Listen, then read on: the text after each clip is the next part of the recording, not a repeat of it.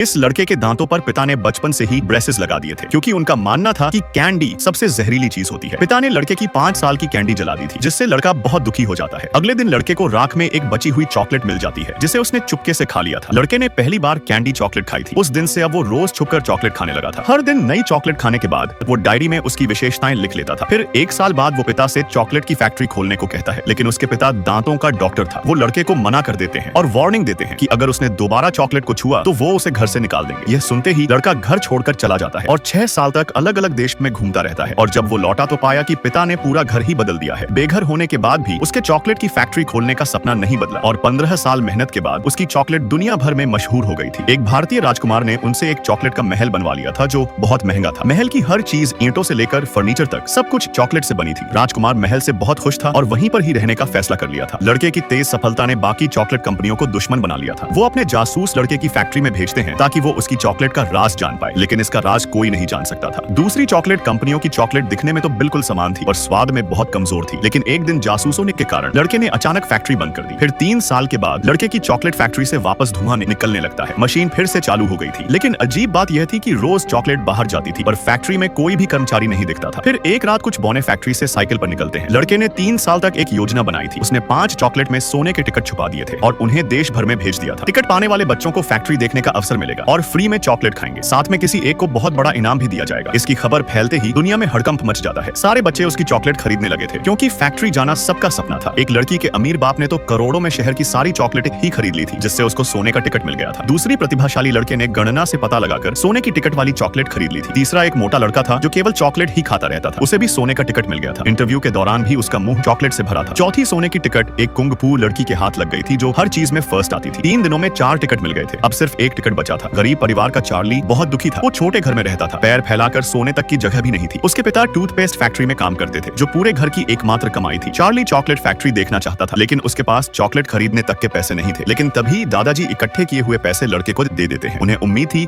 कि चार्ली की किस्मत चमकेगी। फिर चार्ली एक चॉकलेट खरीद लेता है। दोनों भगवान से प्रार्थना करते हैं कि उन्हें सोने की टिकट मिल जाए, लेकिन उस चॉकलेट में सोने की कोई टिकट नहीं थी। सारे पैसे खत्म हो चुके थे, जिससे निराश होकर चार्ली जब वापस लौट रहा था तभी उसे रोड पर $10 मिल जाते हैं। वो तुरंत जाकर उन पैसों से चॉकलेट खरीद लेता है।